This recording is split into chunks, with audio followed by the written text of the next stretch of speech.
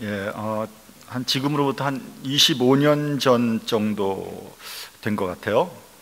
제가 그 당시에는 평신도 집사로 열심히 교회를 섬기고 있었습니다.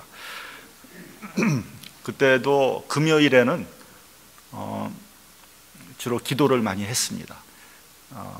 찬양하고 말씀 있었고, 그 다음에 그 이후 시간에는 이제 불을 끄고 통성으로 열심히 뜨겁게 그렇게 기도했습니다.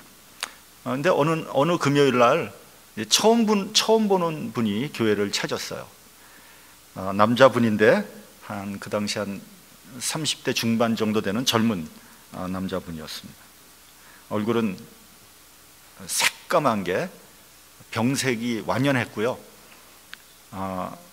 기도를 하는데 제대로 앉아 있지도 못하고 비스듬히 누워서 숨을 가쁘게 몰아쉬고 있었습니다. 한눈으로 봐도 저 사람 굉장히 몸이 안 좋구나, 중병이구나 하는 것을 알 정도로 좋지 않아 보였습니다. 나중에 알고 보니까 그분은 병원에서 간암 말기 진단을 받고 병원에서 더 이상 손을 쓸 수 없다고 내보낸 거예요. 이 사람은 지푸라기라도 잡는 심정으로 교회에 와가지고 병 낫기를 간구를 한 거죠. 이 사람은 정말 교회에서 열심히 병 낫기를 원했고요. 우리들도 같이 기도를 해줬습니다. 본인은 자기는 절대로 죽지 않는다는 거예요. 자기는 죽을 수가 없다는 거예요. 왜냐하면 자기가 이렇게 젊은데 어떻게 죽느냐는 거죠. 그런데 불행히도 얼마 되지 않아서 그만 죽고 말았어요. 근데 저는 그때 어떤 생각을 했냐면 저 젊은 사람이 저렇게 살려고 하는데 하나님께서 좀 살려주시면 안 되나? 믿는 자에게 능치 못함이 없다고 했는데 우리의 기도는 믿음이 없었던 건가? 마태복음에 보면 믿고 간구하는 것은 이미 받은 줄로 알라고 그랬는데 왜 우리의 기도는 응답을 받지 못하는 것일까? 그러면 우리가 어떻게 기도를 해야 되나? 무슨 기도를 해야 되나? 무엇을 기도해야 되나? 주님께서 원하시는 기도는 무엇인가? 등등. 그 당시 저는 굉장히 혼란을 겪었습니다. 왜 그랬냐 하면은 특별히 그때 저하고 비슷한 나이의 젊은이가 죽는 거에 대해서 사실 저는 굉장한 충격을 받았거든요. 한 가지 더 제가 말씀드리고 싶습니다. 돌아가신 저희 어머니에 대한 기억입니다. 저희 어머니는 돌아가시기 전에 한 3년 반 전에 아주 심각한 심대한 뇌출혈, 뇌경색 같은 뭔지 잘 모르겠습니다. 하여튼 한마디로 중풍이죠. 중풍이 왔습니다. 그래서 몸 반이 마비가 오셨고, 그러니까 뭐 걸어 다닐 수도 없고 움직이려면은 휠체어에 타야 되고, 뭐 몸은 점점 약해지고 이 인지 능력도 뇌 기능이 저하되니까 나중에는 그저 한 5살에서 7살 정도밖에 되지 않는 그런 상태로 됐습니다. 이제 그 정도 되면은 먹는 기능도 안 좋아져 가지고 식사도 억지로 하시는 거예요. 억지로. 처음에는 저희 어머니 병에 대해서 하나님 앞에 정말 깨끗이 낫게 기도를 했습니다. 좀 깨끗이 낫게 해 주십시오. 이제 기도를 하다가 보니까 시간이 지날수록 이 낫게 해달라는 기도가 과연 올바른 기도인가? 왜냐하면 그때 이미 저희 어머니는 80대 중반이었거든요. 회의가 들기 시작했습니다. 이거 어떻게 들릴지 모르지만 불효 같지만 차라리 저희 어머니를 위해서 또 돌보는 자식들을 위해서도 차라리 돌아가시는 것이 더 낫지 않을까. 당신을 위해서도. 더구나 우리의 믿음은 죽음이 끝이 아니지 않습니까? 우리에게는 영광된 부활이 있고 또 영원한 하늘나라가 있는데 마치 죽음이 끝인 것처럼 그렇게 내가 신앙생활을 하는 것 아닌가 하는 반성을 하게 되었습니다. 우리가 이렇게 보면요, 죽음을 대하는 태도를 보통 한 3가지 정도로 저는 한번 생각을 해봤습니다. 첫째는 죽지 않으려고 길을 쓰는 사람들이 있어요. 이제 그런 사람들은 죽음을 외면하고 회피하죠. 그 죽음에 대한 이야기를 하면은 왜 그런 얘기를 해? 굉장히 싫어합니다. 왜 그런 얘기를 해? 재수없게. 딴 얘기합시다. 얼굴이 좀 안 됐다 그러면은 막 굉장히 고민합니다. 얼굴 잘 안 돼 보이는데 굉장히 고민해요. 어디 아프냐고 물어보면 이거는 뭐 반 죽습니다. 그리고 몸에 좋다는 것은 막 무엇이든지 잡아먹어요. 한국에서 뭐 뱀 다 잡아먹었다는 거 아니에요 지금? 그래서 그것도 모자라서 동남아까지 원정 가가지고 독사의 씨를 말리는, 그런다고 죽음이 피해가지 않습니다.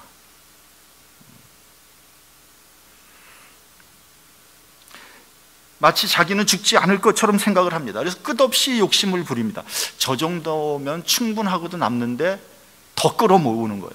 그래서 뭐 하려고 그러나 보고 있으면 한심할 뿐입니다. 저는 연세 드신 분들 중에서 노인 아파트에 사시는 분들이 제일 팔자 편한 분들이다. 제일 팔자 편해요. 뭘 걱정을 할 게 뭐 있어야죠.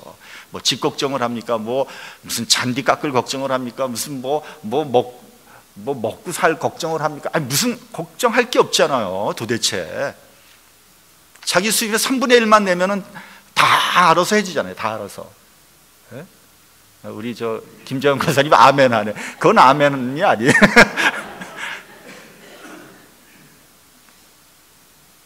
뭐 걱정할 게 있다면 자식 걱정밖에 더 있겠습니까? 자식 걱정이야 뭐 죽을 때까지 하는 거니까 어쩔 수 없는 거고 말이죠. 몇 달에 한 번씩 노인 아파트 봉사를 가면요, 거기 한 30명 정도 나오시는데 제가 그분들 얼굴을 쫙 봅니다. 걱정이 없어. 얼굴이 너무 편안해 보여. 진짜. 거기서 뭐 인상 쓰고 막 이런 사람 한 사람도 없어요. 너무 편하게 사시는 거예요.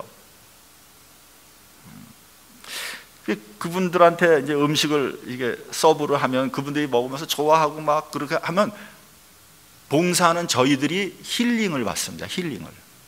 이게 봉사는요, 남 위해서 하는 게 아니라 자기 위해서 하는 거예요. 사실은 따지고 보면. 내가 기분 좋거든요. 내가 만족하거든요.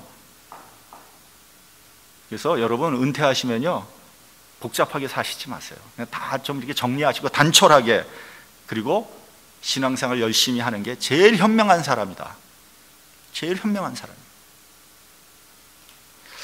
둘째로 죽음을 의식하면서 살아가는 사람이 있어요.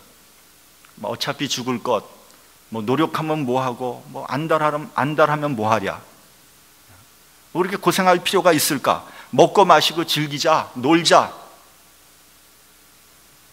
노세 젊어서 놀아, 늙어지면 못 노나니. 그 말 딱 맞는 말이에요. 노는 것도요, 팔다리에 힘이 있어야 놀지, 관절 마디마디가 쑤시고 저리는데 어디 놀러 다니겠습니까? 못 놀러 다녀요.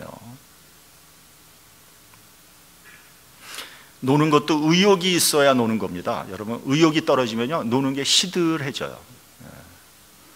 사실 제가 여행을 굉장히 좋아하는 사람이거든요. 뭐 여행 싫어하는 사람이 어디 있겠습니까만은, 저는 옛날에 학교 다닐 때 그냥 좀 뭐 울적하거나 이게 좀 마음이 좀 싱숭생숭하고 그러면 그냥 배낭 둘러매고 3등 열차 타고 갔어요. 고래 사냥하러 3등 열차 타고 가는 거예요. 그러고 민박하고 돌아오고 그랬거든요. 뭐 옛날에 저희는 돈도 없었지만 신혼여행 갈 때도 제 처하고 버스 타고 갔어요. 여러분, 배낭 딱 메고 버스 타고 가가지고 민박했어요. 그러고 돌아왔어요. 뭐 호텔에서 잔다고 뭐 별볼이 있습니까? 그런데 미국으로 이민 오니까 어디 뭐 그렇게 할 수 있습니까? 그냥 먹고 살기 위해서, 그저 그냥 뭐 여기서 생존하기 위해서, 여기서 정착하기 위해서 죽어라고 일을 한 거죠. 뭐 놀러 가는 건 상상도 할 수가 없었어요. 하루 종일 일을 하니까. 그러니까 징역살이를 한 거죠. 징역살이. 근데 이제 목회를 하다 보니까 뭐 시간도 없고 뭐 돈도 없지만 이제는 다른 사람 눈치가 보여요. 눈치가. 우리 교인들 중에 어디 휴가도 못 가는 분들도 많은데 목사가 뭐 한 달 휴가 갔다 그러면은 그게 되겠어요? 안 되죠. 그러니까 눈치가 보이는 거예요. 뭐 시간도 없어요, 사실은. 그러니까 여행 가기가 어렵습니다. 뭐 그러다 보니까 그냥 세월이 휙 지나갔어요. 그래도요, 해마다 봄만 되면 제가 가슴이 설렜어요. 봄만 되면 어디 좀 아주 좋은 경치 좋은데 한번 가보고 싶다. 막 계획도 짜보고 막 그랬어요. 그냥 막 봄이 되면 나도 모르게 그렇게 되는 거예요. 마음이 막 들뜨고 여행 가고 싶어서. 근데 몇 년 전서부터 그 현상이 없어졌어요. 지금 봄이잖아요. 아무렇지도 않아. 뭐 흥분되지도 않고 뭐 싱숭생숭하지도 않고 이거 어떻게 된 거야 도대체? 이상해요. 왜 그런지 몰라요. 가만히 생각해 보니까 의욕이 떨어진 거예요. 의욕이 떨어진 거예요, 제가. 그래서 이거 좀 연세 많으신 분들한테 굉장히 죄송한 말씀인데 죄송한 말씀인데 나도 늙었구나 그런 생각했습니다. 여러분, 어쨌든 먹고 마시고 놀고 향락하고 절망하는 것은 죽음을 의식해서 나오는 것인데 한마디로 허무주의적인 행동이에요. 세 번째로 생명을 바라보면서 살아가는 사람이 있습니다. 그렇다고 죽음을 부인하는 것이 아니에요. 죽음을 받아들이면서 그 너머에 있는 영생을 바라보면서 살아가는 거죠. 죽음 이후의 삶이 있다는 것을 믿음으로 알기 때문에 지금의 삶이 더 보람이 있고 풍요로운 거죠. 다 같이 이 세상을 살아가지만 우리가 다 믿는 사람이나 안 믿는 사람 다 똑같이 살아가지만 또 다른 차원, 좀 더 높은 차원의 그런 가치관과 철학을 가지고 살아가고 있는 사람들이 바로 그리스도인 아니겠습니까? 여러분, 그리스도인이 믿지 않는 사람과 다른 점이 도대체 뭐냐는 거죠. 다른 가치관을 갖고 살아가는 거 아니겠습니까? 여러분 한번 생각해 보십시오. 하여튼 불신자나 신자나 이 세상 살아가는데 좋은 일 많이 하는 사람들 많죠. 남 도와주고 도움이 필요한 사람 돕고 이러는데요. 예수 믿지 않는 사람들도 남 도와주고 좋은 일 많이 하는 사람 많습니다. 그러나 같은 봉사를 해도 기본 자세가 다른 거예요. 예수 믿는 사람들은 헌신하고 봉사하면서도요 하나님께 영광을 돌립니다. 이것은 내가 잘나고 내가 능력이 있어서 하는 것이 아니라 하나님께서 나한테 봉사할 수 있는 여건과 시간과 그런 환경을 허락해 주신 것이다. 너무 감사하다. 겸손하게 봉사합니다. 얼마나 아름답습니까? 그런데 불신자들은 결국은 어떤 생각을 갖고 있냐면 자기 명예를 위해서 하는 거예요. 자기 만족을 위해서 하는 겁니다. 자기 이름을 위해서 그와 같은 일을 하는 거예요. 그러니까 자기 이름이 나오지 않으면 시험에 드는 거죠. 인생의 차원이 다른 겁니다. 여러분, 영생에 있는 것을 알기 때문에 지금 삶이 더 아름답고 행복한 거예요. 어떤 사람은 그럽니다. 이 세상 너무 살기 힘들다. 피곤하다. 복잡하다. 빨리 하늘나라 갔으면 좋겠다. 어찌 보면은 믿음이 좋은 것 같지만 사실은 건강하지 못한 믿음을 가지고 있는 겁니다. 여러분, 우리가 이 세상에서 천국을 이루지 못하고 사는데 어떻게 우리가 죽은 다음에 천국을 갈 수 있겠습니까? 여러분, 천국이란 의미는 뭐냐면요, 하나님의 권세가 다스리는 곳, 그것이 바로 천국이에요. 그러니까 그 말은 다시 바꾸면요, 내가 이 세상에서 비록 힘들고 어렵게 산다고 할지라도, 내가 이 세상에서 가난하게 산다고 할지라도 나의 삶 속에 하나님께서 나의 삶을 다스린다면, 나의 삶을 주관하신다면 그 사람은 이미 천국을 이루고 살고 있는 거예요. 그래서 사도 바울이 감옥 속에서도 찬송할 수 있는 이유가 거기 있는 겁니다. 어디에 있건 주님과 함께 있으면, 주님이 나를 다스리면 감사한 거예요. 기쁜 거예요. 찬송에도 그런 찬송 있지 않습니까? 높은 산이 거친 들이 초막이나 궁궐이나 내 주 예수 모신 곳이 그 어디나 하늘나라. 그것이 초막이 됐건 거친 들이 됐건 거기에 예수와 함께 있으면 거기가 하늘나라 아니겠습니까? 반대로 이 세상에서 안락하게 살고 부자로 살고 남들보다 훨씬 더 잘 산다고 할지라도 나의 삶을 하나님이 다스리지 않고 마귀가 다스린다면 맨날 인상 쓰고 성질 내고 이러고 사는 거 아니겠습니까? 지옥의 삶이 아니고 뭐겠습니까? 저는 이제 목회자로서 종종 고민스러울 때가 있습니다. 아픈 분이 있으면 신방을 가서 기도를 해주죠. 그럼 보통 이제 병 낫게 해달라고 기도를 합니다. 간절히 기도하죠. 근데 어떤 경우에는요, 아까도 말씀드렸지만 그렇게 기도하고 싶지 않은 경우들이 있어요. 아무리 봐도 살면 살수록 저분은 고통만 당하는 거예요. 고생만 하는 겁니다. 설사 이 고비를 넘긴다고 해도 저 사람이 당할 고통을 생각하면 그건 사는 게 아니에요. 정말 죽지 못해 사는 겁니다. 한 5년 전에 어떤 집사님이 저한테 전화를 했어요. 자기 아버지가 암 말기라고 와서 좀 기도를 해달라고, 병원에 계신데 기도를 해달라고 했습니다. 찾아갔습니다. 근데 그분이 깨끗이 낫게 해달라고 기도해달라는 거예요. 그래서 그렇게 기도했습니다. 근데 사실은 제 속으로는 어떤 생각이 드냐 하면은 저분이 고통받지 않고 편안하게 하늘나라 갔으면 좋겠다, 그런 생각이 드는 거예요. 그렇게 기도하는 것이 옳은 것이 아닌가 하는 생각이 들었습니다. 그렇다고 하늘나라 빨리 가게 해달라고 기도하면은 안 되겠죠. 그 식구들한테 잘못하면 몰매 맞을 수 있습니다. 아닌 게 아니라 얼마 안 돼서 돌아가셨어요.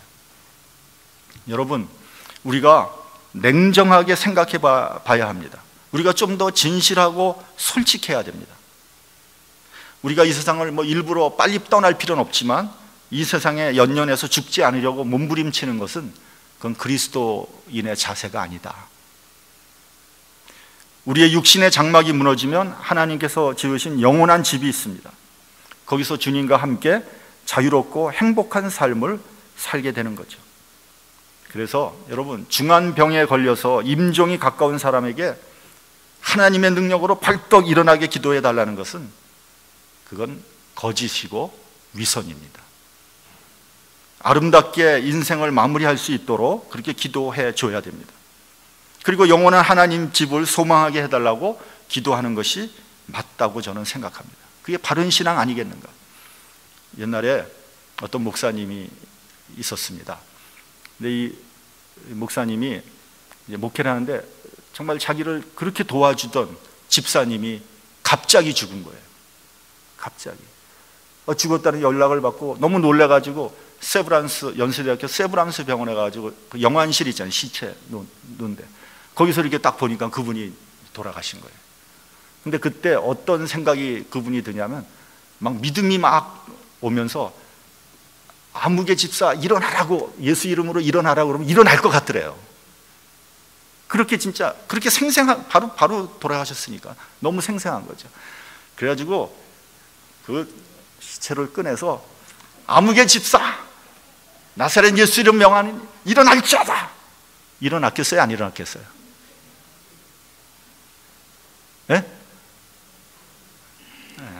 안 일어났죠. 안 일어났어요. 근데 만약에 일어났으면 어떻게 될까요? 아니, 그분 지금 예수님하고 정말 너무 기쁘게 감사하게 있는데 갑자기 일어나라 그래가지고 그분 다시 되돌아가면 어떻게 되겠어요? 당신 무슨 이유로 나를 깨우냐? 지금 내가 너무너무 좋은데.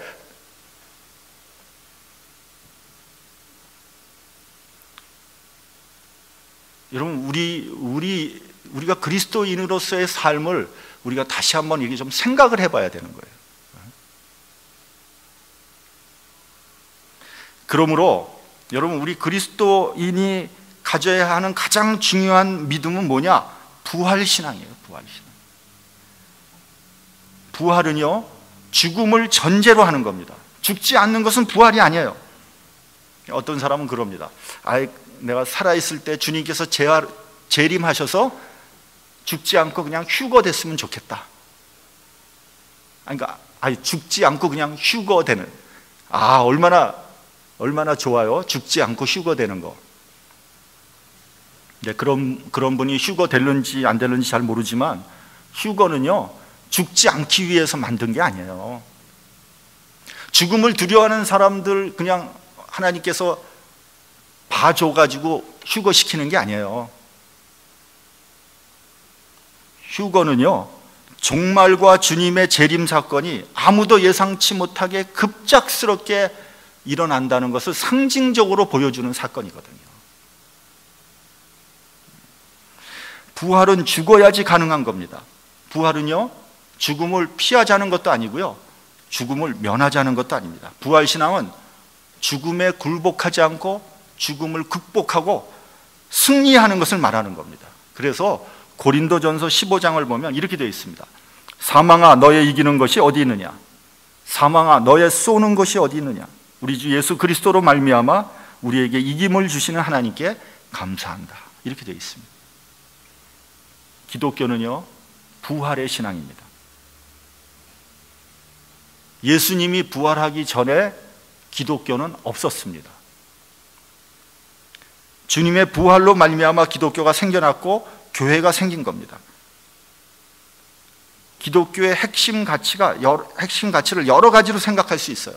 예를 들면 사랑, 용서, 박애, 정의, 평화, 친절, 여러 가지가 아주 핵심 가치입니다. 그런데요, 이런 덕목들이 기독교에서 가장 중요하고도 독특한 것은 아닙니다. 왜냐하면 그런 것들이 다른 종교에도 얼마든지 있거든요. 모슬렘도 다 평화, 사랑, 정의 다 추구하는 거 아닙니까? 그러나 부활은 기독교에만 있는 겁니다. 여러분, 복음서를 한번 잘 살펴보세요. 복음서의 초점은 결국 부활에 있는 겁니다. 부활은 복음서의 결론입니다. 물론 복음서에 예수님의 생애가 있고 고난이 있고 십자가의 죽음이 있습니다. 그러나 그런 것들은 주님께서 육신을 입고 이 땅에 오셨다는 것을 우리에게 확실하게 증거하는 겁니다. 주님은 십자가에서 물과 피를 다 쏟았습니다. 손에 못이 박혔으며 허리에 창이 찔려서 완전히 죽음이 확인됐습니다. 완전한 죽음이에요. 그러나 그것으로 끝이 아닙니다. 부활하셨습니다. 그 모든 것들은 부활을 위한 과정이었습니다. 사도 바울의 서신서도 십자가와 부활이 핵심입니다. 부활이 없다면 그 모든 것이 다 헛되다고 그랬어요. 부활이 없다면 우리는 모든 사람들 중에 더욱 불쌍한 자라고 했습니다. 사도행전을 한번 쭉 보십시오. 모든 사도들이 한결같이 증거하는 것이 주님의 부활입니다. 그런 사도들의 메시지를 우리는 캐리그마다 이렇게 얘기하는 거죠. 우리 본문 14절 15절을 같이 한번 봉독하겠습니다. 본문 14절 15절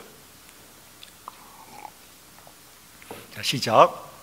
너희가 거룩하고 의로운 자를 부인하고 도리어 살인한 사람을 놓아 주기를 구하여 생명의 주를 죽였도다. 그러나 하나님이 죽은 자 가운데서 살리셨으니 우리가 이 일의 증인이로다. 여기서 중요한 단어는 증인이라는 단어입니다. 증인은 법적인 용어죠. 증인은 어떤 진실을 증거하는 사람이에요. 그래서 법정에 가서 내가 증인을 설 때는 위증을 하면은 거기에 합당한 벌을 받는다고 내가 서약을 하게 되어 있는 겁니다. 이 증인이란 단어는 헬라어로 마르티스라고 하는데 이 말은 영어로 말터라는 거 아닙니까? 다시 말하면 순교자다 이런 얘기죠. 그러니까 증인하고 순교자는 같은 말입니다. 예수의 부활을 증거하기 위해서 순교를 각오한다는 겁니다. 근데 여기에 의문이 생깁니다. 여러분, 제자들이 누굽니까? 따지고 보면 이 제자들은 다 제대로 배우지 못하고 변변치 못하고 또 배신자들 아닙니까? 베드로는 3번씩이나 주님을 부인했고요, 나중에는 저주까지 했습니다. 도마는 자기 손으로 확인하지 않고는 주님의 부활을 믿지 못하겠다고 한 사람입니다. 그리고 나머지 제자들은 주님께서 고난을 받으실 때 다 도망을 친 비겁한 사람들이었습니다. 그리고 우리가 지난주에 본 것과 같이 주님의 부활을 다 확인하고 나서도 갈릴리 호수로 가서 어부가 되려고 했습니다. 근데 그런 사람들이 어떻게 주님의 부활을 위해서 순교할 생각까지 했느냐 하는 얘기입니다. 여러분, 주님의 부활은 역사적인 사건입니다. 제자들이 다 눈으로 확인했습니다. 고린도전서 15장을 보면 사도 바울이 500명 성도들이 주님의 부활을 일시에 다 봤다, 이렇게 증거하고 있습니다. 그리고 그들이 초대교회 때, 사도 바울이 목회할 때 대부분 살아 있었다고 증언하고 있습니다. 주님의 부활이 역사적인 사건이라는 것을 증거하는 결정적인 증언입니다. 그렇기 때문에 다른 사람에게는 몰라도 초대교회 성도들에게는 주님의 부활은 부인할 수 없는 사실이었습니다. 그런데 문제는 뭐냐면요, 이 제자들이 다 눈으로 그렇게 확인했는데도 불구하고 변하지 않았다는 사실입니다. 부활하신 주님과 함께 식사도 하고 대화를 나누었는데도 불구하고 변화되지 않았습니다. 주님의 부활이라는 역사적인 사실이 나의 신앙으로 발전되지 못했던 거죠. 주님의 부활이 나의 신앙이 되어야지 인격의 변화가 일어나거든요. 주님의 부활이 나의 심령 깊은 곳에서 생명의 역사를 일으켜야지 비로소 내가 부활의 증인이 될 수 있는 겁니다. 그것은 성령의 역사로 가능한 일입니다. 주님의 부활이 나의 부활이 될 때 증인이 될 수 있고요, 주님을 위해서 순교까지 할 수 있게 되는 겁니다. 이것을 우리는 뭐라 그러냐면 현재적인 부활이다, 이렇게 얘기합니다. 여러분, 한번 우리 다 같이 한번 해봅시다. 현재적인 부활. 다시 한번, 현재적인 부활. 그렇기 때문에 여러분, 주님의 부활은 더 이상 과거의 사건이 아닙니다. 지금 나에게도 일어나는 현재적인 사건이 되는 겁니다. 여러분들이 혹시 부활 신앙이 있는지 한번 생각해 보시기 바랍니다. 내가 성령으로 충만해져서 내가 부활 신앙을 가지고 있는지 한번 자기 자신을 한번 되돌아보시기 바랍니다. 물론 항상 성령으로 충만할 수는 없습니다. 사람이 누구나 업앤다운이 있기 때문에 항상 충만 못합니다. 그러나 기본적으로요, 부활 신앙을 가지고 있는 사람들은 공통점이 있습니다. 뭐냐면 나의 일보다 주의 일을 먼저 생각한다는 거예요. 하나님의 나라와 그 일을 먼저 생각합니다. 개인적인 유익보다 주님의 유익을 먼저 생각한다는 거예요. 만약에 우리가 성령 충만이 떨어지고 그래서 하나님 사역에 소홀히 하게 되거나 하나님 곁을 떠나게 되면요, 내 안에 있는 성령께서 말할 수 없는 탄식으로 나를 위해서 간구하신다는 것을 깨닫게 됩니다. 그래서 다시 주님께 돌아가게 되는 거죠. 하나님의 사역을 해보면 저 사람이 성령 받은 사람인지 받지 못한 사람인지 금방 나옵니다. 왜냐하면 성령 받은 사람은 하나님의 일을 먼저 앞세우거든요. 하나님의 유익을 먼저 생각하거든요. 근데 성령 받지 못한 사람들은 하나님 일을 하면서도 자기 유익을 생각해요. 자기 이름을 내보이려고 합니다. 그러니까 하나님 일이 제대로 되질 않아요. 엉망진창이 되는 겁니다. 그래서 교회에서 분쟁이 일어나는 거예요. 저는 교회에서 분쟁이 일어나는 거 100% 성령 받지 못했기 때문에 분쟁이 일어난다고 생각합니다. 내가 분쟁이 일어나면 내가 양보하면 되잖아요. 왜 하나님의 교회를 망칩니까? 왜 하나님의 명예를 땅에 떨어뜨립니까? 그건 하나님의 유익을 생각하는 사람이 아니죠. 순 자기 생각, 자기 주장에 사로잡혀 있는 거 아닙니까? 여러분, 이것은 지식이나 인격의 문제가 아니에요. 여러분, 이건 윤리 도덕의 문제가 아닙니다. 이건 의지나 수양의 문제가 아니에요. 성령으로 변화됐는가의 문제입니다. 부활신앙을 가지고 있는가의 문제입니다. 말씀을 대할 때도 마찬가지예요. 주님의 말씀이 나의 심령에 부딪혀서 나의 말씀이 될 때 내가 그 말씀에 순종할 수 있는 겁니다. 그래야지 그 말씀이 나에게 생명이 되는 겁니다. 그렇지 않으면 이 주님의 말씀은 그저 지식에 불과할 뿐이에요. 그저 윤리 도덕적으로 괜찮은 말씀이다, 이것밖에 되지 않습니다. 어떤 분이요, 우리 교회에 와서 우리 교회를 정하기 전에 저한테 이렇게 물어보는 거예요. 목사님, 성령 받으셨어요? 여러분, 이 질문은 어찌 보면 굉장히 대담한 질문이죠. 어찌 보면 목사한테 하기 어려운 신뢰되는 질문입니다. 그런데요, 저는 그분이 그렇게 질문하는 의도를 알고 있습니다. 왜냐하면 목사가 성령 받지 못했으면 어떻게 되겠습니까? 그건 목회가 아니라 먹회가 되는 거예요. 먹고 살기 위해서 해야 되는 일. 그러면 목사가 하나님의 사역이 아니라 자기 일을 하고 마는 거예요. 주님의 유익을 구하는 것이 아니라 자기 유익을 구하게 되는 거예요. 그런 목회자를 영적인 지도자로 따를 수 없다는 그런 의사표현 아니겠습니까? 가끔 보면은요, 목회자를 이렇게 청빙할 때 이제 어떤 분들은 꼭 그걸 물어보는 분이 있어요. 살에 얼마 주죠? 물론 기본적으로 목회자가 살아갈 수 있도록 교회에서 만들어 줘야 됩니다. 근데 뭐 살에 제대로 많이 못 주니까 뭐 물어볼 수 있습니다. 근데 살에 목을 매는 분이 있어요. 그건 제대로 된 목회자가 아닙니다. 여러분 스스로에게 질문하시기 바랍니다. 하나님의 말씀이 나에게 생명으로 역사하고 있는가? 그 말씀으로 나는 인격적인 변화가 이루어지고 있는가? 내가 교회에서 내 주장, 내 생각, 내 유익대로 하고 있지 않은가? 나는 지금 부활신앙을 가지고 있는가? 그래서 그 부활신앙으로 지금 증인의 삶을 살아가고 있는가?